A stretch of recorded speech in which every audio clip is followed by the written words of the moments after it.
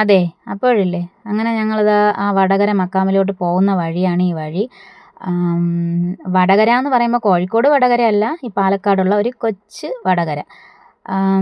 ആ പോകുന്ന വഴിക്ക് കാണുന്നതാണ് ഈ നെൽപ്പാടങ്ങൾ. ഞങ്ങളെ ട്രിവാൻഡ്രം ജില്ലയിൽ ഇപ്പം ഇങ്ങനത്തെ ഒരു ഏരിയ കാണാൻ തന്നെ ഇല്ല. അന്യം നിന്ന് പോയി എന്ന് വേണമെങ്കിൽ പറയാം.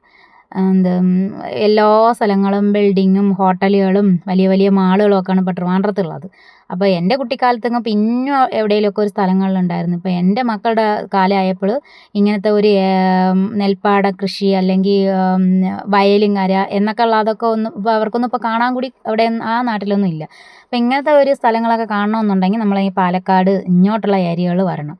എൻ്റെ സഹോദരൻ താമസിക്കുന്നത് ഇവിടെ ആയത് കാരണം ഞങ്ങൾക്ക് ഇത് കാണാൻ പറ്റി. നെൽപ്പാടങ്ങൾ ഇതിപ്പോൾ അവർ നെല്ലിങ്ങനെ ഇട്ടിട്ടേ ഉള്ളൂ, കൊയ്യാനുള്ള സമയമായിട്ടില്ലല്ലോ. അപ്പോൾ ഞങ്ങളിത് അങ്ങനെ പള്ളിയിലോട്ട് പോകുന്നതുമായി ഇതൊക്കെ കാണുന്നതുമായി. അപ്പോൾ പിന്നെ അത്രയേ ഉള്ളൂ.